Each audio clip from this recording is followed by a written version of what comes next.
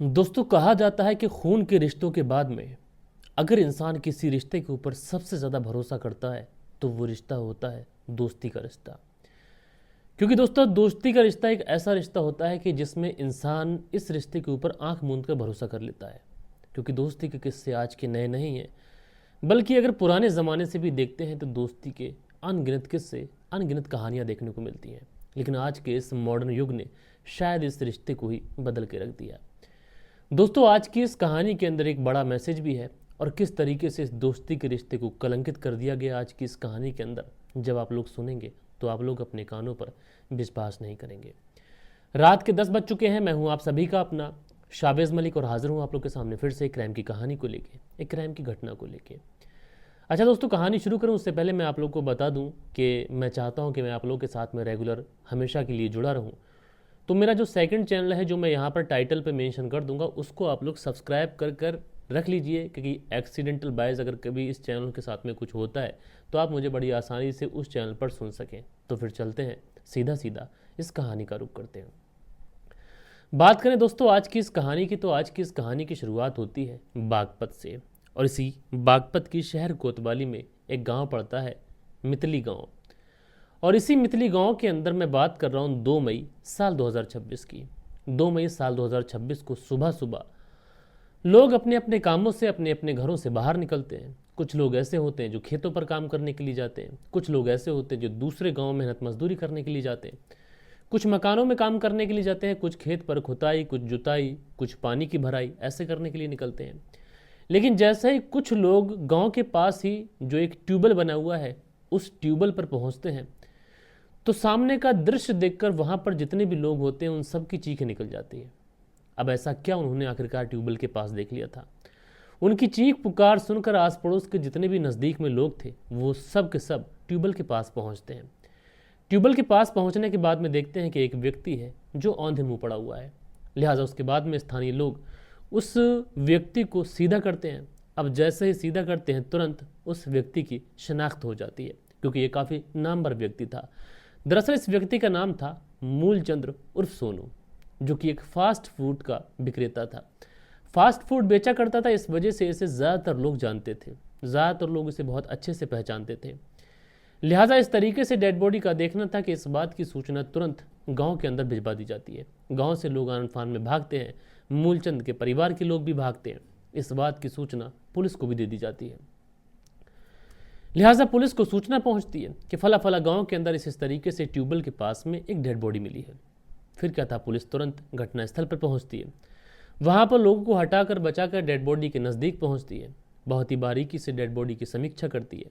अमूमन इस तरीके की चीज़ें होती हैं कि जब पुलिस पहुंचती है तो लोग ज़्यादा इकट्ठे हो जाते हैं, इसलिए पुलिस कहती है कि आप थोड़ा साइड हो जाओ और किसी भी घटनास्थल पर चीज़ ऐसी कोई भी चीज़ से छेड़छाड़ मत करो जिससे पुलिस के छानबीन में कोई रुकावट आए, कोई सबूत ऐसा ना हो कि जो आपकी भगदड़ से, आपकी चलने फिरने से कहीं धूमिल हो जाए।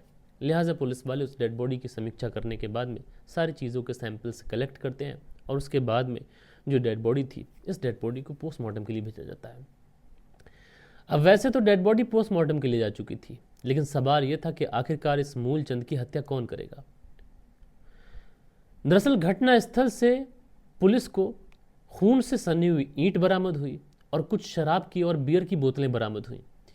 यानी बात साफ थी कि पहले इस मूलचंद को यहाँ पर बुलाया गया, फिर बैठकर शराब पी गई और उसके बाद में इसी ईंट से उसके कुचल कर उसकी हत्या की गई है। लिहाजा सबसे पहले पुलिस वाले अब घर वालों से ये पूछताछ करते हैं कि तुम्हें किसी के ऊपर कोई शक है, किसी से कोई रंजिश, कोई दुश्मनी, कोई पैसों का लेन देन, कोई बिजनेस व्यापार का कोई लेन देन। लेकिन घर वाले कहते हैं कि नहीं साहब, ऐसा कुछ नहीं है। अच्छा, पुलिस वालों का जहन इस तरफ भी जाता है कि ज़रूर मूलचंद को फ़ोन कर कर यहाँ पर बुलाया गया होगा और फिर उसके बाद में यहाँ पर पार्टी की गई होगी। तो ये बात बहुत मुमकिन है कि मूलचंद उस हत्यारे को बहुत अच्छे से जानता होगा। लिहाजा पुलिस वाले अब मूलचंद की कॉल डिटेल्स वगैरह खंगालते हैं। अब जब मूलचंद की कॉल डिटेल्स वगैरह खंगालते हैं तो पुलिस को इसमें एक नंबर मिलता है, जो नंबर किसी विशाल नाम के व्यक्ति का होता है। अच्छा, विशाल के बारे में पता किया जाता है तो पता चलता है कि विशाल जो है ये मूलचंद का दोस्त है। अब उसी समय कॉल की गई, लास्ट बार कॉल की गई। लिहाजा उसके बाद में पुलिस वाले विशाल तक पहुंचते हैं। विशाल तक पहुंचने के बाद में विशाल को उठाकर जब पुलिस थाने लेके आते हैं तो विशाल दो और नाम लेता है, दीपक और रिंकू। विशाल, दीपक, रिंकू ये तीनों के तीनों मूलचंद के बहुत जिगरी दोस्त थे और अक्सर मूलचंद के यहाँ इनका आना जाना होता था और इन्हीं तीनों लोगों ने मूलचंद के साथ बैठकर वहाँ पर शराब पी थी। अब पुलिस जब इन तीनों से पूछताछ करती है तो ये तीनों कहते हैं कि साहब उस दिन हमने शराब तो पी थी वहाँ पर बैठकर, लेकिन उसके बाद हम लोग अपने अपने घरों पर चले गए। मूलचंद भी वहाँ से निकला होगा, लेकिन फिर उसकी डेड बॉडी वहाँ पर कैसे पहुँची, उसकी किसने हत्या की, साहब इसके बारे में हमें कोई जानकारी नहीं। हाँ, ये बात सच है कि हमने कॉल किया था, हमने वहाँ पर बैठ के शराब पी थी, लेकिन मूलचंद की हत्या के पीछे साहब हमारा कोई भी हाथ नहीं है। अब पुलिस के पास कोई सबूत नहीं थे, इसलिए पुलिस इन तीनों के ऊपर सख्ती तो दिखा नहीं सकती थी। तो कहीं ना कहीं पुलिस को ऐसा लगता है कि आजकल इस दौर में ज़्यादातर जो कत्ल हो रहे हैं वो अवैध संबंधों में हो रहे हैं, इसलिए पुलिस वाले मूलचंद की पत्नी की कॉल डिटेल्स निकालते हैं। और जब मूलचंद की पत्नी की कॉल डिटेल्स निकालते हैं तो मूलचंद की पत्नी की कॉल डिटेल्स में इन्हीं तीनों नंबर से बातचीत साफ दिखाई पड़ती है। अब चीज़ें क्लियर हो चुकी थी, लिहाजा उसके बाद में पुलिस वाले मूलचंद की पत्नी को भी उठा लेते हैं। उठाने के बाद में अभी चारों लोगों को, यानी मूलचंद की पत्नी और मूलचंद के तीन जिगरी दोस्त, इन तीनों को अलग अलग सीट पर बैठाया जाता है। मूलचंद की पत्नी को अलग कमरे के अंदर बिठाया जाता है और इन तीनों से पूछताछ की जाती है। तो ये तीनों पुलिस से वही सारी बातें कहते हैं। अब पुलिस यहाँ पर अलग तरीके से काम करती है। पुलिस उस महिला के पास में पहुंचती है और कहती है कि देखो, उन तीनों ने अपना जुर्म कबूल कर लिया है, बेहतर यही होगा कि तुम भी सब सच सच बता दो जिससे तुम्हारी सज़ा कम हो जाए। अब इधर इन तीनों से आके ये कहती है पुलिस के उधर मूलचंद की पत्नी ने सब सच सच कबूल लिया है। आखिरकार पुलिस का ये पैंतरा काम करता है और उसके बाद में ये तीनों लोग पुलिस के सामने टूटते हैं और टूटने के बाद में कहते हैं कि हाँ साहब, मूलचंद की हत्या हमने ही की है। हमने पहले उसे शराब पीने के बहाने बुलाया और उसके बाद चूंकि उसने ज़्यादा शराब पी ली, जब उसे नशा हो गया तो उसके बाद हमने उसकी हत्या कर दी ईंट से कुचलकर। अब ये चीज़ें पुलिस का सुनना था कि पुलिस वाले इन तीनों के चेहरे को देखते रहते हैं कि आखिर ये कैसे दोस्त हैं जिन्होंने अपने ही दोस्त की हत्या कर दी। उसके बाद पुलिस वाले इन तीनों से सिलसिलेवार तरीके से पूरी कहानी को समझते हैं। दरअसल ये तीनों पुलिस को बताते हैं कि मूलचंद फास्ट फूड बेचा करता था और अक्सर चूंकि हम उसके दोस्त थे तो उसके घर पे आना जाना था। मूलचंद की जो पत्नी है ये बेहद खूबसूरत है। अब जब पत्नी खूबसूरत है तो ये तीनों उसके ऊपर कहीं ना कहीं गंदी नज़र रखा करते थे।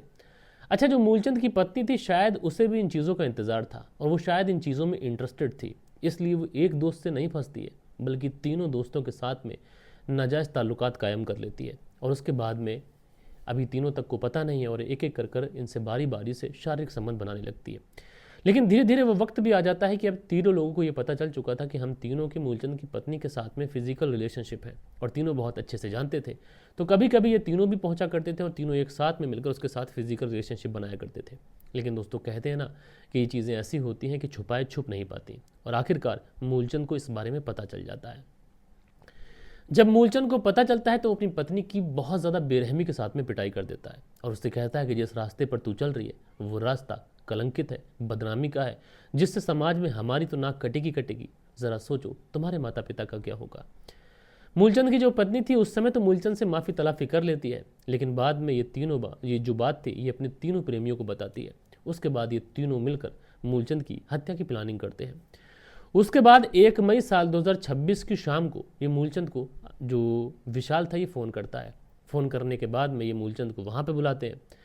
तो ये तीनों तो पहले बियर पीते हैं और मूलचंद को शराब पिलाते हैं। शराब कुछ इस कदर तादाद में पिलाते हैं कि मूलचंद को जब नशा हो जाता है, जब उसका अपने ऊपर ही काबू नहीं होता है, तो आखिरकार जो मूलचंद था जब उसको नशा हो जाता है तो ये तीनों लोग उसकी बड़ी ही बेरहमी से ईंट से कुचलकर हत्या कर देते हैं और उसके बाद वहाँ से 9-11 हो जाते हैं ताकि किसी को कानो कान खबर न चल सके।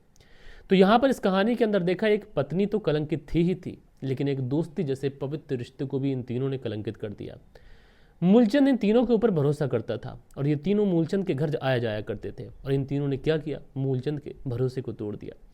तो मोरल ऑफ द स्टोरी यह है दोस्तों कि आज के इस दौर में इंसान को किसी भी दोस्त को अपने घर पर ज़्यादा फ्री तरीके से नहीं बुलाना चाहिए और जो पत्नी है उसको भी इन चीज़ों का ध्यान रखना चाहिए। बहरहाल आप लोग जो भी कहें इस पूरी कहानी के बारे में मुझे अपनी राय कमेंट्स बॉक्स में ज़रूर से ज़रूर दीजिएगा। बाकी कल के दिन चूँकि कल की वीडियो पे येलो डॉलर गया था तो कुछ व्यूज़ भी नहीं आया, इंप्रेशन भी डाउन हुआ और पैसे भी कुछ नहीं बने।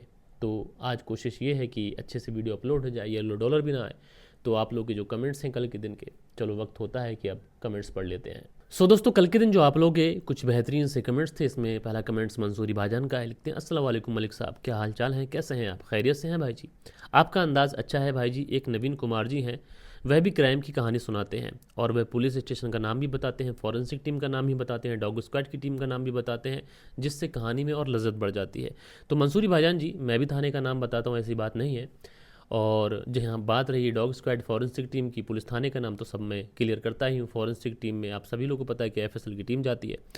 बाकी ये चीज़ें बार बार रिपीटेड तरीके से बताऊंगा तो शायद लोग थोड़ा सा बोर भी हो जाए। बाकी सारी चीज़ें मैं बहुत अच्छे तरीके से मेंशन करता हूँ। राधेश्याम शर्मा है, लिखते हैं राधेश्याम शर्मा, सिरसी जयपुर राजस्थान से सुनते हैं। लिखते हैं, कहानी सुनाने का अंदाज़ आपका हमेशा से अच्छा है, इसी वजह से हम आपसे जुड़े हुए हैं मेरे भाई, शुक्रिया। विनोद उपाध्याय लिखते हैं, बहुत ही अच्छी कहानी है और बहुत ही अच्छी कोशिश है, कहानी कहने का अंदाज़ तो हमेशा ही अच्छा रहता है मलिक भाई। तो विनोद उपाध्याय जी, शुक्रगुजार हूँ आपका इस प्यारे से कमेंट्स के लिए। रशपाल सिंह जी बहुत प्यारे से कमेंट्स कर रहे हैं, आजकल लिख रहे हैं, गुड जॉब ब्रो, तो बहुत बहुत शुक्रिया। सचिन चौधरी हैं, प्यारा से कमेंट्स करते हैं। नरगिस बानो है, लिखते हैं, कहानी बहुत अच्छी है। शाबिज भाई कैसे हैं आप, मैंने काफ़ी टाइम के बाद आपका वीडियो देखा है और कमेंट्स भी कर दिया है। तो नरगिस बानो जी, शुक्रिया आपका कि आपका कमबैक हुआ। मंसूरी भाईजान मिनी ब्लॉग, ये कुछ कमेंट्स किए हैं, हार्ट्स बनाकर शुक्रिया अदा किया है, शुक्रिया भाई। डिम्पी रोए हैं, लिखते हैं, राम राम जी, तो भैया कैसे हैं, शुक्रिया आपका। परवेज़ अहमद नाइस, लिखते हैं, शुक्रिया भाई। मंसूरी भाईजान और मनदीप वर्मा की पत्नी प्रादी वर्मा जलंधर पंजाब से कहानी सुनती हैं, बहुत बहुत शुक्रिया। अशबा जी प्यारा सा कमेंट्स करती हैं, लिखती हैं, अस्सलाम वालेकुम शाबिज भाई, तो कैसी हैं अशबा। हसीबुल अंसारी हैं, लिखते हैं, अस्सलाम वालेकुम मेरे छोटे भाई, तो हसीबुल अंसारी जी मेरे भाई, शुक्रिया आपका। खान अकील हैं, लिखते हैं, अस्सलाम वालेकुम शाबिज भाई, क्या ज़माना आ गया है, बाप से सुरक्षित नहीं है इंसान। जी बहुत अच्छी बात कही आपने, शुक्रिया। सुनते आगे हैं, लिखते हैं, नमस्कार भाई साहब, रेनू सुनते आगे शाना बुलंदशहर से सुनते हैं। फरजाना सिद्दीकी जी कमेंट्स करती हैं। और प्रकाश राज हैं, लिखते हैं, नमस्कार सर जी, 3 महीने से बहुत ज़्यादा टेंशन में हूँ, कैसे क्या करूँ सर जी। तो प्रकाश राज जी पहले ये बताइए कि टेंशन है क्या। SKD हैं, लिखते हैं, भाई जी आपको देख कर ऐसा लग रहा है कि मन से कहानी नहीं सुना रहे हो, ऐसा लग रहा है कि दिल नहीं है आपका सुनाने का। तो SKD जी, बात ये नहीं है कि मन से कहानी नहीं सुना रहा हूँ, बात ये है कि व्यूज़ नहीं आते हैं, और जब व्यूज़ नहीं आते हैं तो मन उखड़ता है, दिल टूटता है, मन परेशान होता है। बहरहाल मैं अपनी तरफ से पूरी कोशिश कर रहा हूँ। बाकी मिलता हूँ मैं आप लोगों से कल के दिन किसी और स्टोरी के साथ में। जब तक के लिए अपना ख्याल रखें, देश का ख्याल रखें, परिवार के रिश्तों की अहमियत को समझें। जय हिंद, जय भारत।